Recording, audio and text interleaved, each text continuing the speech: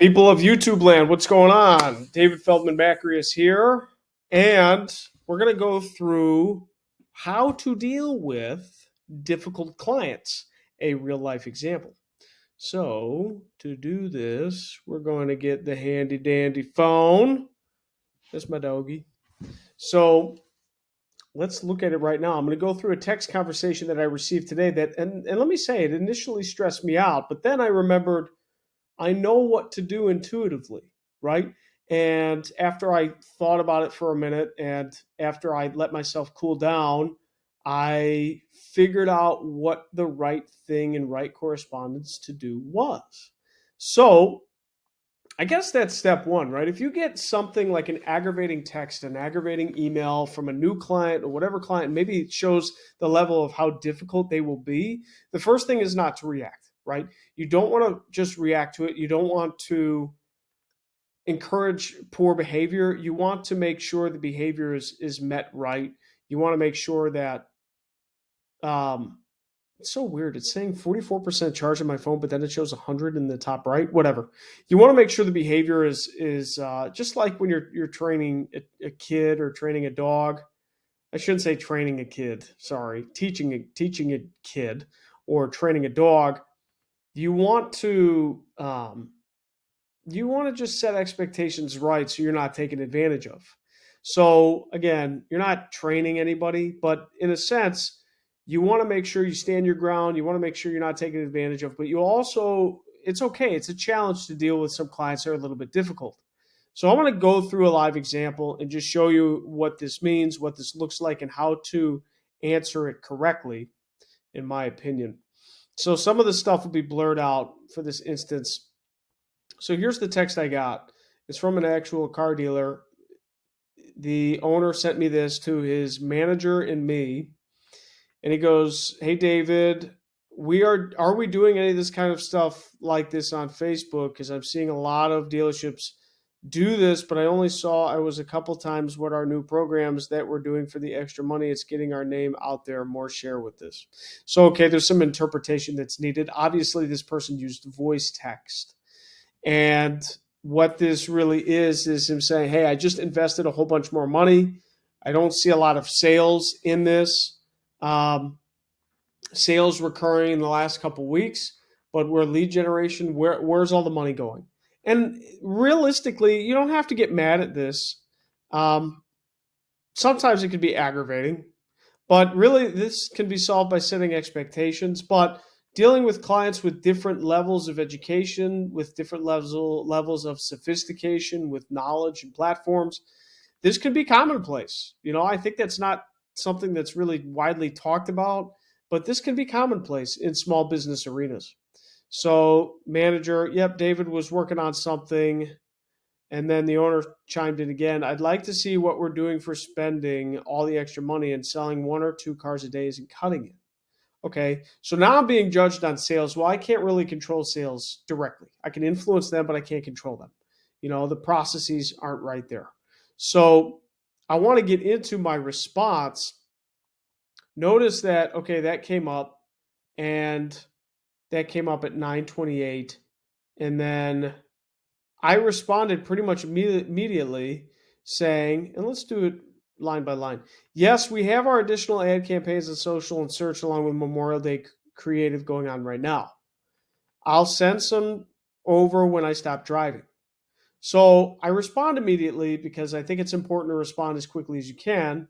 Set expectations. We have our additional ad campaigns on social and search along with Memorial Day creative. So that's just kind of summarizing, saying, hey, we have ad campaigns going here and here. And Memorial Day is coming up. I'll have some creative. I'll send it shortly. I set the expectation. Cool. Now let's get into this. This was at 10:22, so a little bit later. Again, I don't like to say in 20 minutes, I'm going to send you something in 25 minutes. No, I want to say something like, hey, I'm going to send it to you shortly. Okay. It buys me some time. So here's some quick stats over the last 2 weeks just in Google. Okay, that was a typo by me. Month to date through yesterday, we're pacing $6,500 in spend. I like to start with that because that's what he knows. I'm spending this much money. Okay. How much am I spending? Be exact. For that, we've driven, now I get right into the ROI metrics, 187 phone calls, 270 website conversions, actionable items on the website, like a phone call from the website, lead form submitted, etc. So I'm defining exactly the return on investment statistics and KPIs that we are generating results for and that we're basing our return for. We do have an increase in e-price lead form submissions as well, 11 compared to 3 last month. So they're getting leads, they're getting stuff. Then I go, here's an example ad. I can send you more in just a bit. Also, I was planning on coming to see you guys next week to talk about performance and deliverables so far from your budget increase. Is there a good time to see all of you? Feel free to let me know. So now I know this client's a little bit difficult to sit down and pin down and get a hold of because he's doing so many different things. But now, like, look in that short little text of what I did. I told them how much they're spending, approximate. I told them what they're getting that are tangible, hard metrics, phone calls and website conversions. I told them even more that they have an increase in last month, increase compared to last month. I'm also going to show them an example ad of what we're running. I'm hitting every single conversational bullet point that he mentioned because what did he say? What are we doing for spending all the extra money? Well, for the 6,500, here's what you're doing. 187 phone calls, 270 website conversions. I'm not responsible for the sale. That's the internal process. Well, then we're going to get into lead generation and qualifying leads, but at least that's where my job ends. Then he goes, I'd like to see what we're spending for all the extra money. But in the previous, he said, are we doing this kind of stuff? I only saw a couple times our new programs. What are we doing for the extra money? Are we doing something for Memorial Day? Yes, we are. So what's my final point to hit for him? Where's that extra thing? And he mentions Memorial Day. Well, when I go down here, here's an example search ad. Memorial Day savings going on now, $0, 0 payments, 90 days.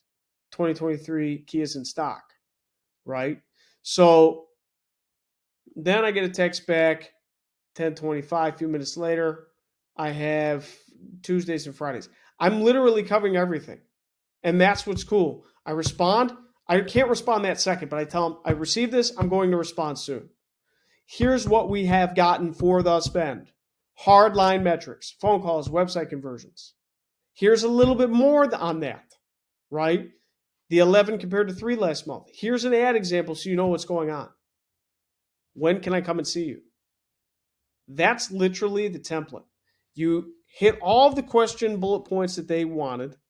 You tell them how it is. You do it in an ROI fashion. You do it on a contextual platform. I don't need to call. I don't need to get all crazy. If he calls me, I'll have the answer. And then I wait for the response. And a lot of times when you do this, there may not be a response because it's like, oh, this person's on their game. They know it, right? Or if there is a response, hey, this isn't working. We need to try something else. I need to further understand this, blah, blah, blah, blah, blah, blah, blah. But it really depends on the level of expertise that you're getting into.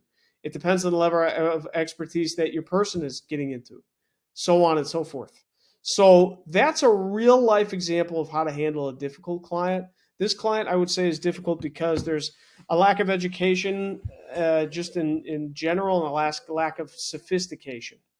So, but you don't get emotional. You don't get reactive. Leah, let's summarize. You don't get emotional. You don't get reactive. You give yourself a second. If you can't answer the question right away, let them know that you received it. That's step one. Hey, received. I'm driving right now. I'll send this to you when I can. Call me if you need something fast. So they're like, okay, I know what's happening. Month to date, and then you get into the baseline, hardline KPIs. I can tell them impression share and this and that and all this sorts of stuff, but you spent this, you got this that's meaningful for sales. All the other stuff don't really matter.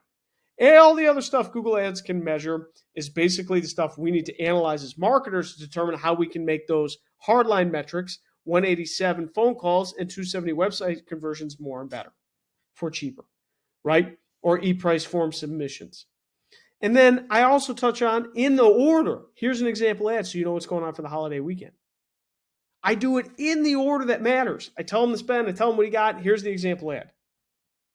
And when can I come and see you? So now I'm like, bang, in front of your face. What do you want from me? Let's go. That's how to easily do it. I constructed that in less than 5 minutes. Easy. And that's the little stuff you got to get really good at handling different clients and handling this sort of information. So hopefully that provides you guys some value. Let me know in the comments, and I'll see you in the next one. Peace.